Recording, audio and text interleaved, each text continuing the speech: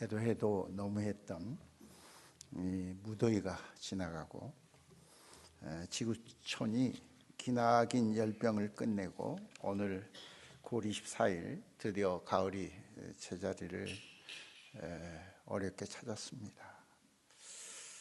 아직 단풍은 들지 않았지만 한 달 정도 늦어진다고 하니 단풍이 오자 겨울이 올 것 같습니다.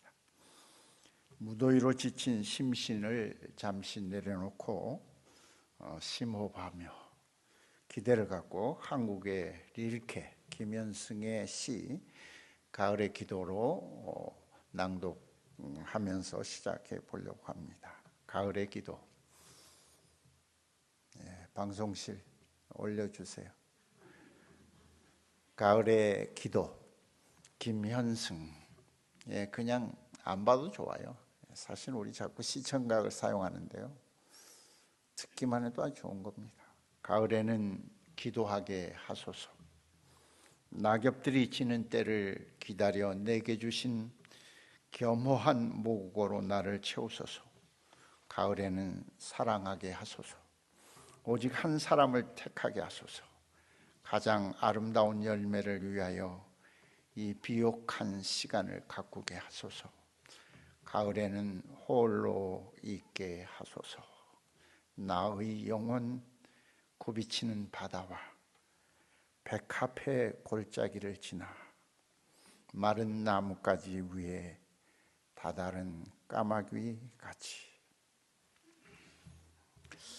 오늘 본문 말씀을 중심으로 모티브로 해서 많은 그림들이 우리가 보게 됩니다. 특히 17세기의 네덜란드 바로크 시대의 화가 렘브란트.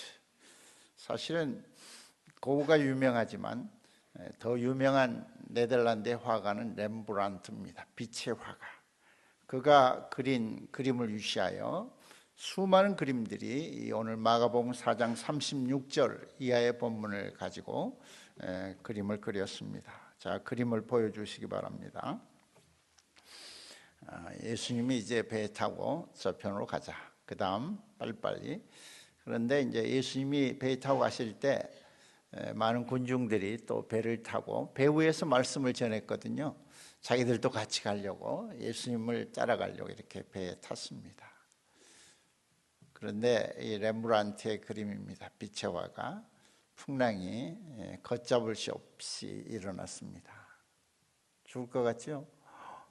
더 무시무시합니다. 사실은 250m의 깊이 52km의 둘레를 가진 게네사렛 호수에 그렇게 풍랑이 일어났는데, 그 작은 배 안에 보트에 어느 분이 이렇게 아주 주무시고 계십니다. 저 아마 깨우는 사람이 베드로이지 않을까. 저 얼굴을 자세히 좀 보세요. 확대해 줄 수 있어요? 아주 거칠게 와일드하게 이렇게 예수님을 깨우고 있습니다. 예수님은 아주 깊게 잠이 들어 계십니다. 예수님도 이렇게 피곤하면 잠이 드십니다. 그 다음 이렇게 그 그림을 이쁘게 그렸습니다. 예수님이 너무 초라하죠? 저분은 어떻게 해야지? 우리가 죽게 됐는데 왜 저렇게 있지? 저분 도대체 누구야? 이런 질문을 가질 수 있습니다. 그 다음에 이제 예수님께 일어나서 정말 풍랑과 바다를 향하여 꾸짖으시고 명령하시며 잠잠하라, 조용하라 이렇게 명령하시는데 참 아름다워. 그리고 잠잠해졌습니다. 참 예수님의 그 놀라운 기세와 권위를 보게 됩니다. 그러면서 예수님이 제자들을 향하여 이렇게 말합니다.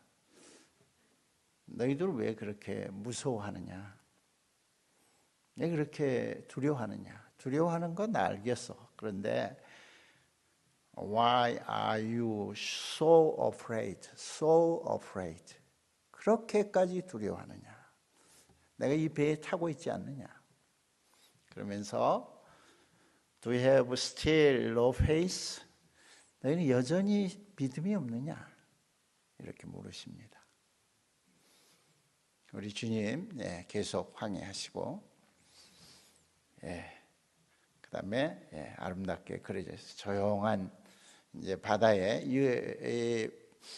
게네사렛 호숫가가 그 수면이 유리처럼 이렇게 쫙 너무 고요하게 되었습니다. 그러니까 앞에는 거대한 풍랑이 일어나고 또 뒤에는 아주 조용한 거대한 그런 고요가 이 호수에 찾아왔습니다.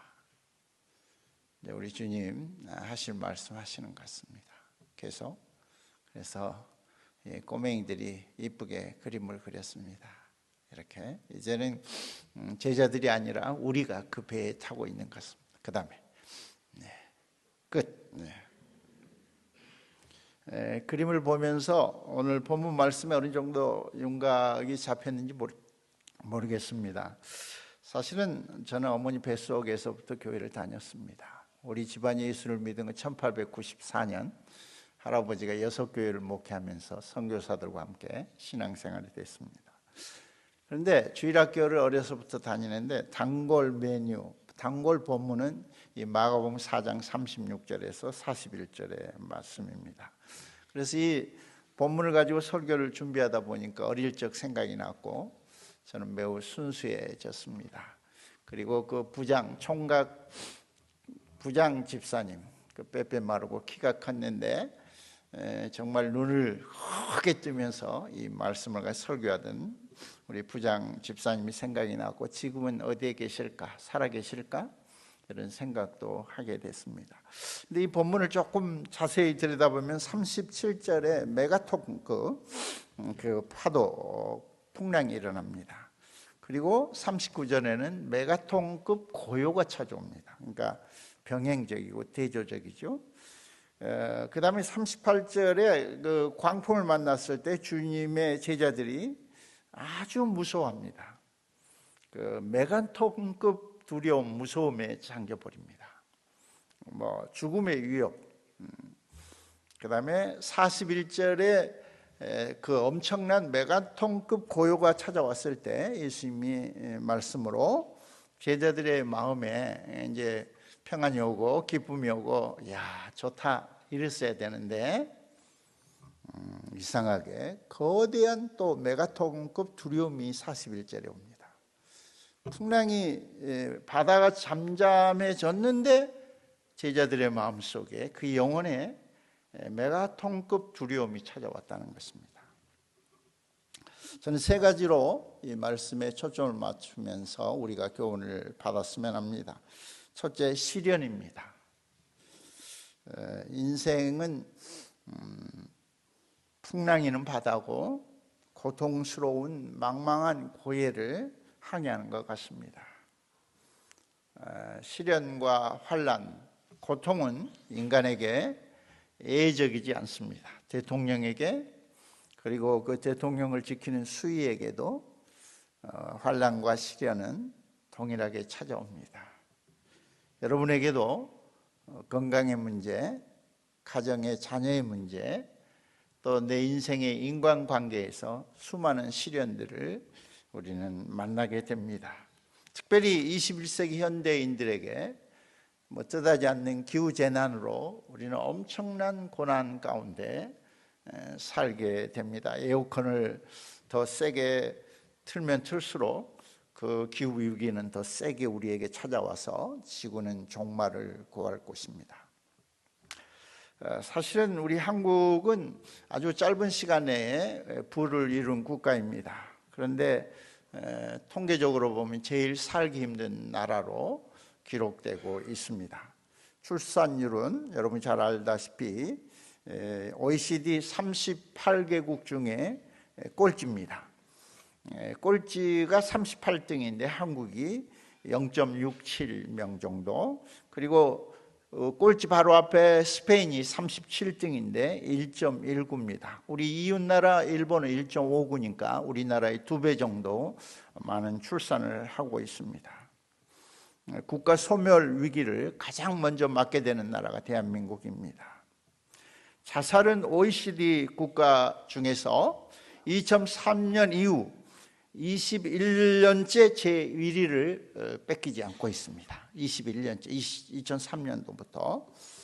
사실은 2022년도에 12,906명이 자살을 했습니다. 하루 평균 35.4명이 어딘가에서 자신의 목숨을 내던지고 있습니다. 2시간마다 3명이 자살하고 있습니다.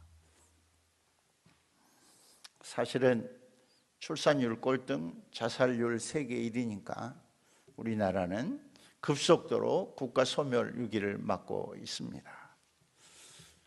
오늘 아침에 뉴스를 들어보니까 우리 강아지를 갖고 있는 가정이 1,500만 명이라고 합니다. 얘들은 안 낳고 강아지, 계모차가 유모차를 앞질렀다고 합니다. 참 무엇이 중헌디 그렇게 살아가는지 웃질 않네. 뭐가 중헌디. 이게 개그 감각이 없는 것 같습니다. 우리가 만나는 고통과 시련을 예외적인 것으로 생각하지 않아야 합니다. 사실은 이 고통을 향해서 다윗의 가장 거대한 신앙의 인물 다윗은 이렇게 시편 23편에서 말하고 있습니다. 내가 사망의 음침한 골짜기로 다닐지라도 해를 두려워하지 않을 것은 주께서 나와 함께 하심이라. 주의 지팡이와 막대기가 나를 안위하시나이다. 사망의 음침한 골짜기로 내가 떨어질지라도. 하이델베르크 교리문답 1문답, 당신의 생사간의 가장 유일한 위로는 무엇입니까? 내 영혼이 그리고 내 몸이 나의 것이 아니라 나를 위해 십자가에 돌아가신 예수 그리스도의 것입니다. 내가 살아도 죽어도 주님 알아서 하실 것입니다. 사실은 신앙의 대가들은 똑같이 시련을 만나면서 그 시련을 향하는 자세가 달라서 대가가 된 것입니다. 어떤 사람은 시련에 그 환난에 그냥 잠겨버리고 일어나지 못하는 사람들을 보게 됩니다. 그러나 우리는 그 시련에서 정금같이 일어나고 단련된 그런 다이아몬드 같은 신앙인들이 될 수 있기를 주의 이름으로 축원합니다. 두 번째, 무서움입니다. 오늘 38절에 보니까 예수님이여 우리가 죽게 된 것을 돌보지 아니하시나이까. 이 무서움은 데일리아, 헬라어로 갖지 않아야 할 것입니다. 갖지 않아야 할 무서움인데, 그래서 우리 예수님이 고난 잠에서 깨어나셔서 아마 거친 베드로가 와일드한 피셔 어부가 주님을 거칠게, 아마 근육질이 발달된 베드로가 주님을 거칠게, 아까 그 모습 생각나죠? 깨웠습니다. 그때 우리 주님이 일어나서 사람 보지 아니하시고 바다를 향하여 꾸짖으시며 바다에게 명령하여 잠잠하라, 고요하라. 그 다음에 제자들을 보시면서 너희가 어찌하여 그렇게 두려워하느냐. 저 같으면 잠잠하라, 고요하라, 꾸짖고 명령하실 때 그 방향이 먼저 제자들을 향해야 했지 않아. 조용해, 잠잠해, 그리고 바다를 향해서. 그런데 우리 주님은 바다를 향하여 꾸짖고 명령하셨는데, 아마 그 말씀을 하실 때 제자들이 함께 교훈을 받지 않았을까, 그렇게 생각을 합니다. 사실은 이제 그 바다가 잠잠해졌을 때 앞에도 말씀드렸습니다만은 예수님께 제자들을 향하여 어떻게 그렇게 무서워하느냐.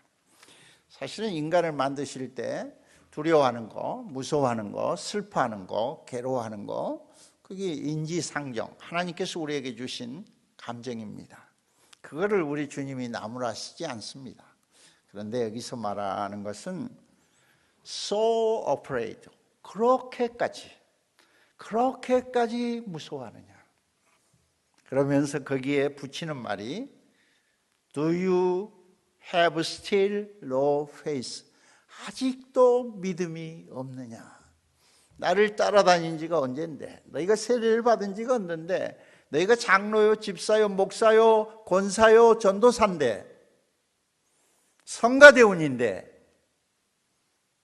Do you have still no faith? 아직도 신앙이 없느냐? 이렇게 물으셨습니다. 근데 저는 그런 모습을 우리 신앙인들이 보이지 않아야 된다고 생각합니다. 바닥. 믿음 없는 자, 주님과 상관없는 자, 어떤 때 인간관계가 잘못됐을 때 상대의 잘못으로 함부로 말하고 행동하는 그러한 우리 동료들의 모습을 봅니다. 우리 갈보리 십자가에 예수님께 달리실 때에 그 고난 가운데 옆에 달린 강도가 우리 주님이 이렇게 주님께 이야기했습니다. 당신의 나라에 임하실 때 나를 좀 기억해 주실래요? 아마 이렇게.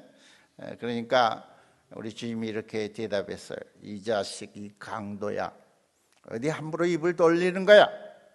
뭐 나와 함께 천국에 가겠다고? 눈꼽만큼이라도 나를 향한 적은 믿음이 있는가? 참 어처구니가 없구나. 본인 주제 파악이나 하고 입 다물고 잠잠히 있으라고. 그렇게 우리 같은 말 했을 건데 예수님은 그에게, 강도에게, 내가 진실로 내게 이르노니 오늘 내가 나와 함께 낙원에 있으리라.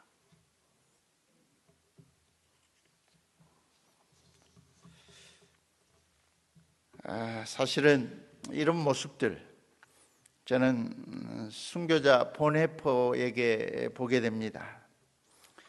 보네포는 1909년생으로 1945년 4월 9일 39세의 나이로 히틀러의 나치 정권에 반대하다가 옥중에서 사형 선고로 죽게 됩니다. 오늘 여러분이 불렀던 찬송 선한 능력으로 폰 구텐 맥센, 이 가사를 사실은 보네포의 마지막 편지 속에 들어있던 그 17부분째의 그 편지의 내용을 가사로 해서 오늘 우리가 부른 찬송입니다.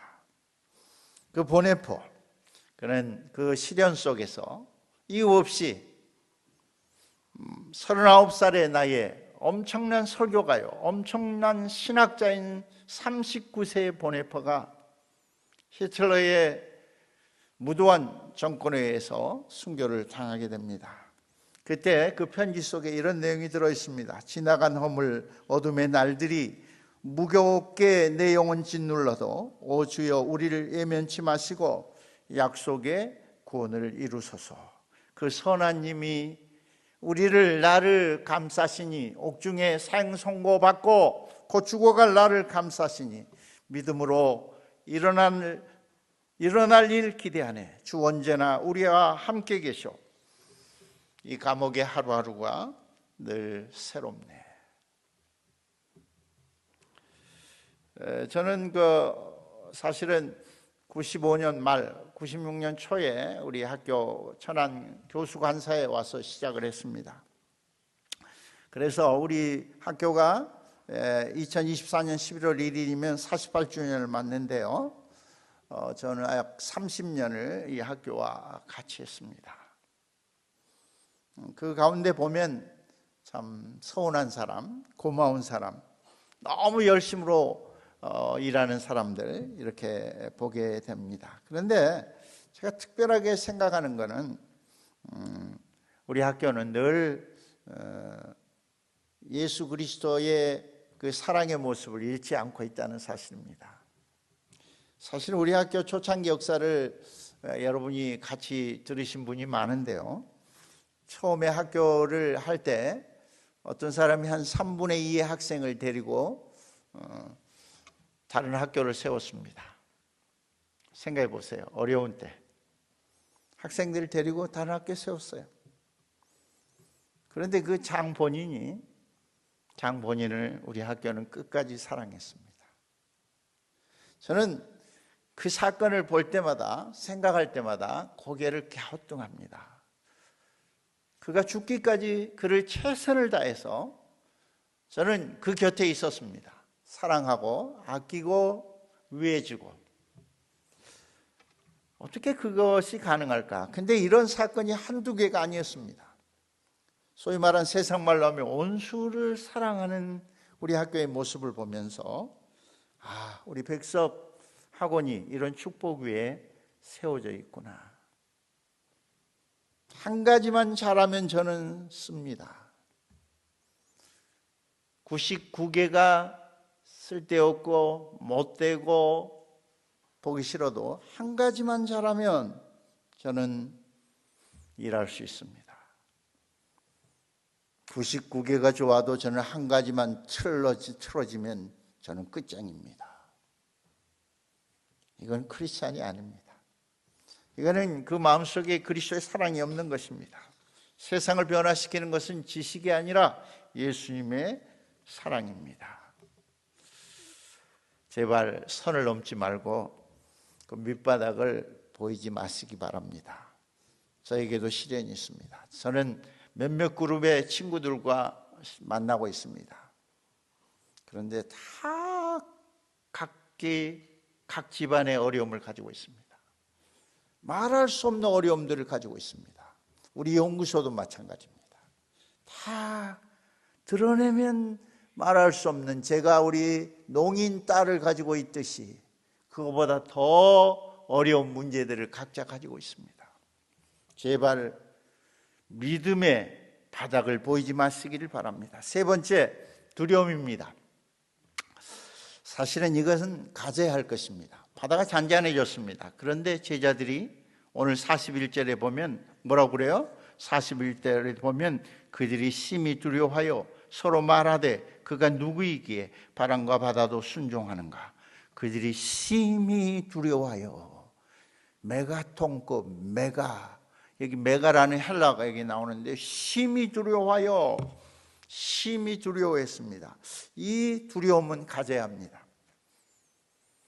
앞에 두려움, 풍랑이 일고 우리에게 어려움이 찾아올 때 너무 무서워해서 믿음의 바닥을 드러내는, 선을 넘어버리는, 그리고 함부로 말하고 인간관계를 끊어버리는 비신앙인의 모습을 갖지 않아야 합니다. 그런데 이 두려움은 헬라어로 포보스는 가져야 합니다. 첫째, 이 41절의 두려움은 그 정확한 의미가 이렇습니다. 고린도서 5장 11절에 우리는 주의 두려우심을 알므로, 여기에 나오는 포보스. 고린도서 7장 1절에 하나님을 두려워하는 가운데서 거룩함을 온전히 이루자. 하나님을 두려워하는 가운데. 에베소서 5장 21절에 그리스도를 경외함으로 피차 복종하라. 여기에 보면 포보스 크리스투, 그리스도의 경외, 그리스도의 두려움 가운데 우리가 온전히 신앙을 이루자. 독일 말로 이 표현을 에어포이트, 경외라는 말을 쓰고 있습니다. 두 번째, 이 41절에 붙은 저는 우리 한글 성경에는 구두점이 없죠. 뭐 느낌표도 없고 물음표도 없고 마침표도 없고 그냥 끝납니다. 우리 한글 성경이 재미있어요. 그렇죠? 그러니까 이게 느낌표인지 물음표인지 그들이 심히 두려워하여 서로 말하되 그가 누구의 바람과 바다 순종하는가 하였더라. 마침표 없음. 뭐 이렇게 끝났어요. 근데 헬라어 어문을 보면요, 헬라어 보면 이 세미콜론이 있어요. 그 세미콜론은 영어의 퀘스천 마크. 그래서 영어도 독일어도 또 헬라어도 물음표로 되어 있습니다. 그가 누구이게 바람과 바다도 순종하는가. 그래서 다 물음표를 붙였습니다. 근데 제가 확인하게 됐는데요, 본래 헬라어에는요, 헬라어 성경 기록될 때는 물음표, 느낌표가 없었습니다. 그럼 이거 언제 붙였는데 AD 5세기에 후대가 성경에다가 구두점을 붙였습니다. 그런데 여기다가 소위 그가 누구이기에 물음표를 붙였습니다. 저는 이 물음표에 마음이 들지 않습니다. 얼마나 기도하면서 하나님 말씀에 물음표를 5세기 이후에 붙였겠습니까마는 사실은 여기서 제자들이 마음 깊숙이 예수 그리스도를 만나면서 물음표를 던질 수 있다? 저는 불가능하다고 봅니다. 하나님을 만날 때 감동을 갖기 전에 물음표를 갖는다. 신의 에피파니 앞에 하나님이 예수 그리스도, 제자들이 예수님을 따라다녔습니다.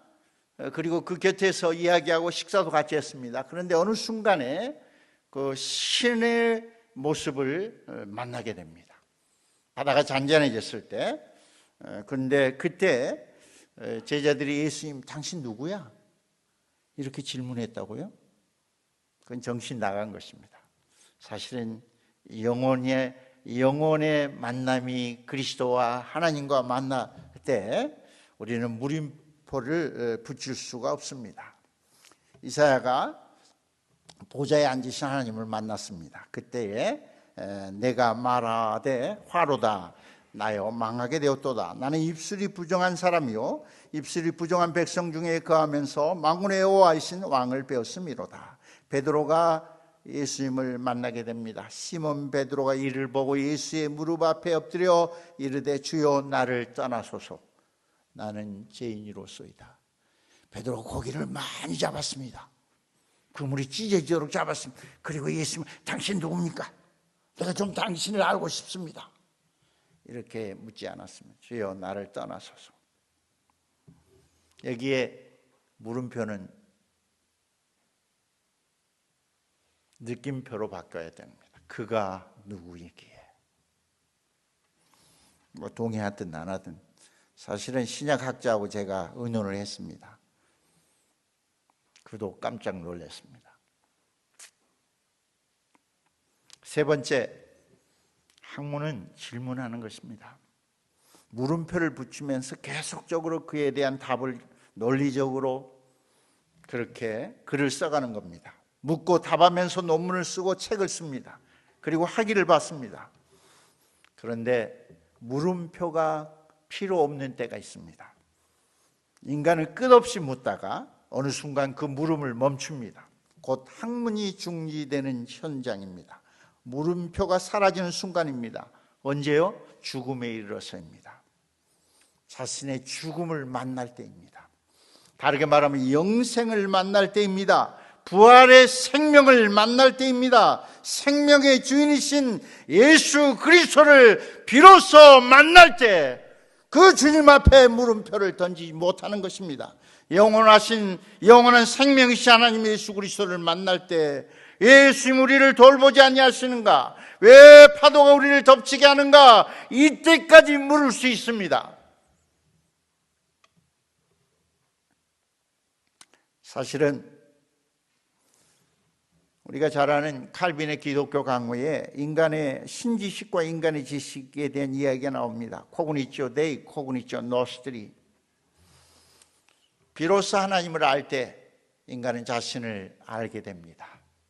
비로소 하나님이신 예수 그리스도를 만날 때 은혜로 하나님의 주권으로 섭리 가운데 예수 그리스도를 만날 때 비로소 자신을 보며 그리고 믿음에 이르게 되는 것입니다. 그 결정적인 순간이 우리에게 있어야 하는 것입니다. 스빙그리는 1525년 이렇게 말했습니다. 하나님의 인식은 우리의 이해력으로 이룰 수 없는데 하나님의 인식은 우리의 물음으로 이룰 수 없는데 인간의 이해력이 너무 약하고 하나님의 찬란함과 명확성이 우리의 이해력을 무능하게 만들기 때문이다. 인간을 인식하는 것 또한 이룰 수 없는 것은 위에서 말한 대로 인간은 부인과 자아 기만 속에서 파렴치하고 잽싸게 변하기 때문이다. 사실은 신학의 학문일 때는 질문할 수 있습니다. 질문할 때는 신학의 학문입니다. 그런데 신학의 궁극적인 목적은 하나님을 만나는 것입니다. 예수 그리스도를 만나는 것입니다. 사실은 그러면서 자신은 두려움에 떨게 되는 것입니다. 두려워하는 것입니다.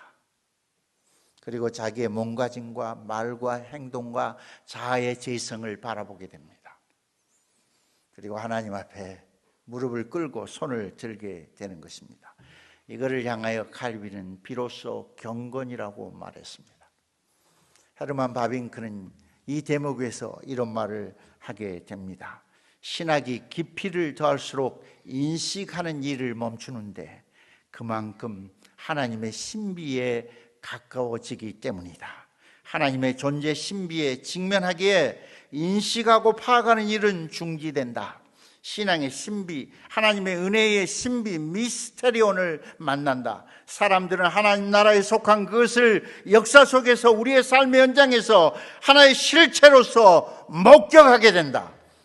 신학은 그 신비 때문에 신비를 인지하고 놀라기는 하지만 이성으로 파악하고 글을 쓰고 질문하고 논문을 쓸 수 없다.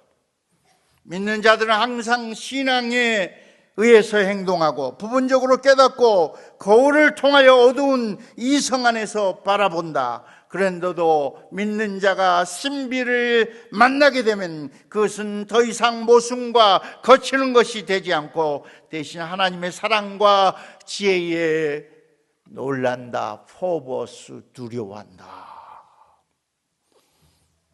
그럴 때 신앙은 경의로 변하고 두려움으로 변하고 지식은 예배로 끝이 나고 그들의 고백은 찬양과 감사의 노래가 된다.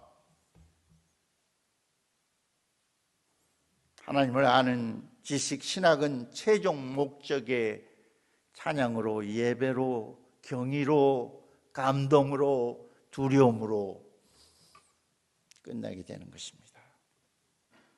요한복음 17장 3절이 말하는 그 지식은 생명 영생이기에 신학은 지식보다 더 좋고 더 영광스러운 경의 속에 있게 됩니다. 기도하겠습니다. 하나님 감사합니다. 오늘도 우리와 함께 하시고 우리를 그 무서움에서 벗어나게 하시고 그 시련의 무서움에서 벗어나게 하시고 하나님을 만난 하나님의 에피파니 앞에 그 놀라운 두려움, 그 신비한 두려움, 그 경건과 찬송과 감동으로 우리의 삶이 영생으로 이르는 축복을 우리에게 주시기를 바랍니다.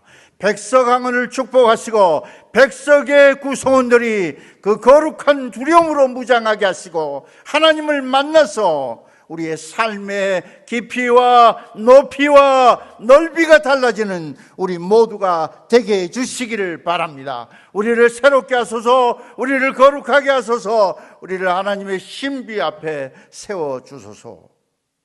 우리 모두에게 영육간의 건강을 주시옵소서. 예수 그리스도의 이름으로 기도하옵나이다. 아멘.